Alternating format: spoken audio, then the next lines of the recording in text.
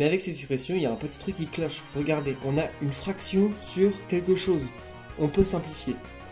Diviser par quelque chose, c'est multiplier par son inverse. Donc ça veut dire que ce truc-là, c'est aussi égal à FE sur U fois 1 sur FR. Et là, c'est facile. FE fois 1, ça fait FE. Et en dessous, U fois FR, ça fait U fois FR. On ne peut pas le changer. On continue. Il ne nous reste plus que ça. Donc maintenant, on va enlever le 1. Et on fait moins 1 des deux côtés. Donc ici, on met moins 1. Et ici, ça fait moins V sur C. Attention, on n'oublie pas le moins ici. Il est super important. Donc, ensuite, ce qu'on veut, c'est se débarrasser du moins. Pourquoi? Parce qu'en fait, le moins, c'est comme si on avait moins 1 fois V sur C.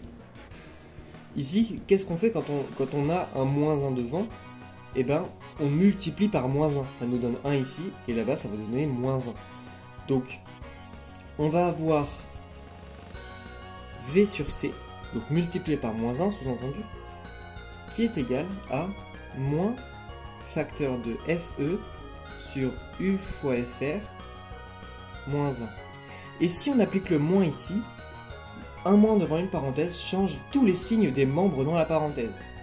Donc ici, c'est comme si on avait en fait 1, donc ici on a moins 1, il devient 1, et ici on a plus FE sur U fois FR, donc ça fait moins FE sur U fois FR.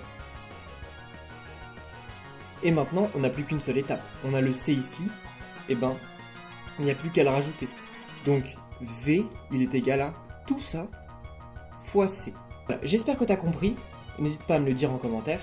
S'il y a des formules que tu n'as pas compris, même avec cet exemple-là, n'hésite pas à me les donner en commentaire et je t'aiderai à les transformer. Et sur ce, je te dis à demain pour la prochaine vidéo.